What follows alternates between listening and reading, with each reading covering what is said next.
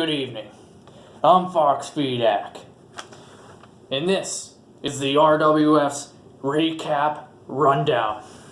Now, the board sent me in here today because, as many of you know, you're all wondering, where's the footage? Where's the Memorial Day Massacre footage for this year's 2018, the Bloodletting? We lost it. Well, we didn't lose it. I didn't lose it. The degenerate known as Zero has apparently hacked in and taken our footage for this year's Memorial Day Massacre. He apparently is not giving the footage back and has no plans of getting the footage back, and there have been no negotiations. I hope that's good enough for you, Fatal. I'm not going to speak on it anymore, but that's why I'm in here today. That's why we're doing the recap. We are all out of footage. At this year's Memorial Day Massacre, the Bloodletting, at the pre-show, we had an unknown fatal signee from the man only known as Messiah Black from Centrilla, Pennsylvania, which Fatal signed earlier this year, came down to the ring during the pre-show and interrupted, beat two of the other wrestlers up in the ring, was not invited, and then he left an object in the ring.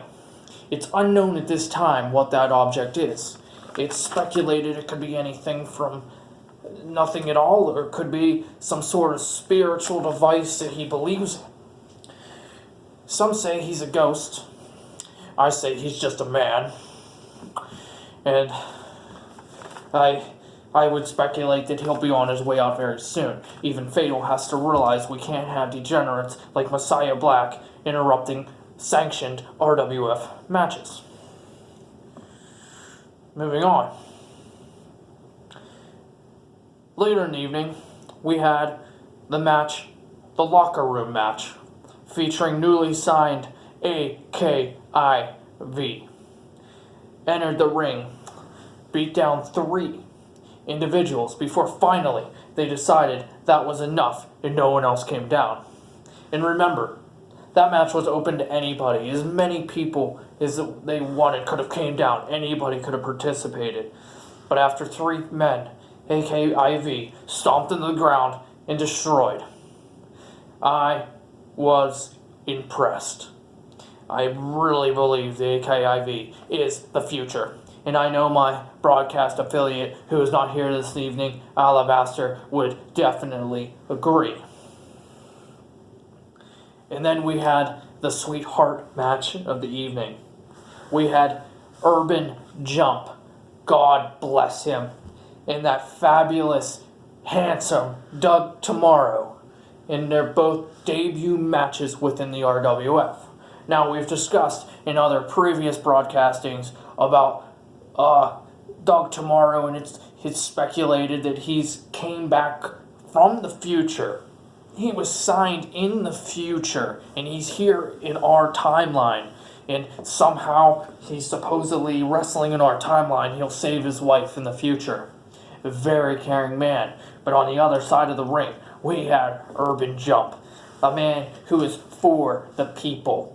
He is for you. And by the way, this broadcast is being brought to you by Urban Jump and his ongoing campaign.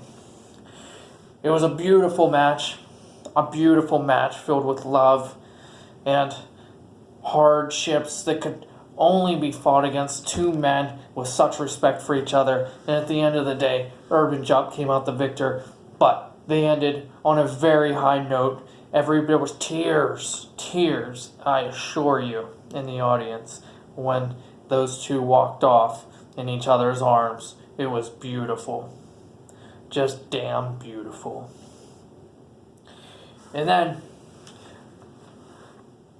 here we are, we're moving on into another category, going back to the Revolution Zero. We were supposedly going to see, as Fatal set up, the match for the newly minted Baron of the Legendary 7 Gauntlet that was going to be handed off to either the Wild Man or the White God. White God, as many of you know, hasn't been seen in several months.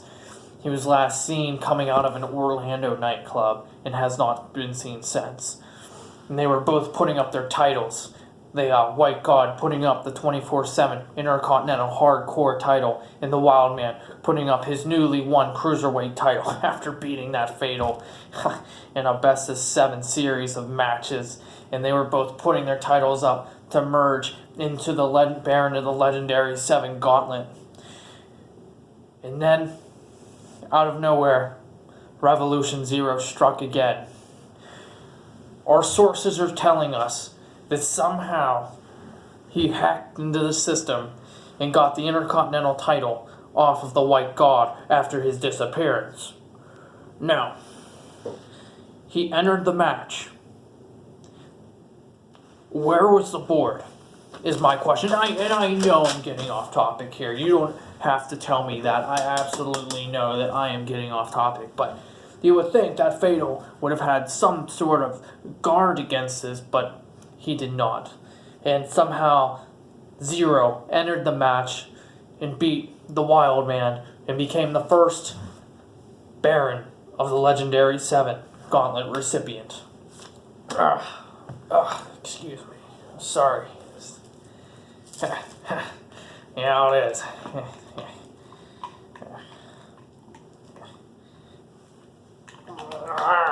God damn, don't get old, guys. Excuse me. This Fatal's my heart medication. Anyways, moving on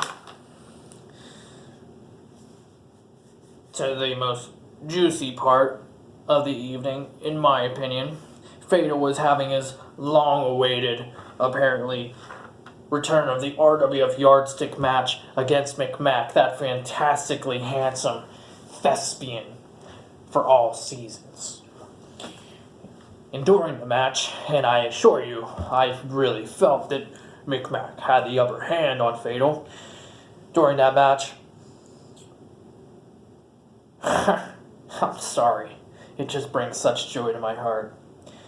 Federal investigators came down to the ring during the match and arrested Fatal on charges of money laundering,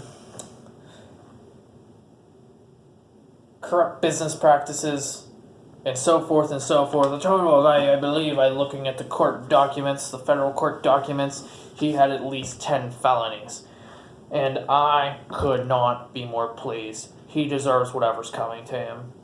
We have heard from our illustrious commissioner, and he says it's not him, but I assure you, anything they charged him with, the federal government would not screw up. So he was arrested, but I assure you, McMack definitely had the upper hand. And then finally, excuse me, we got to see in the main event the most glorious, handsome, talented, greatest champion this company has ever seen, the Amazing Hazen. In his long European title run, he defended his title against the Chad the Shad, who returned after 12 long years of being out of the ring. And of course, after a glorious, hard-fought match, the Amazing Hazen, of course, triumphed over the board once again. Because remember, he did beat Fatal at last year's Memorial Day Massacre in 2016, and it was beautiful. And I was so impressed with the Amazing Hazen showing the greatest champion that any company could ever have. He's the only reason I'm still here, because I will do anything to see that man in the ring. Well, that's all we have for the evening. I'm Fedaic.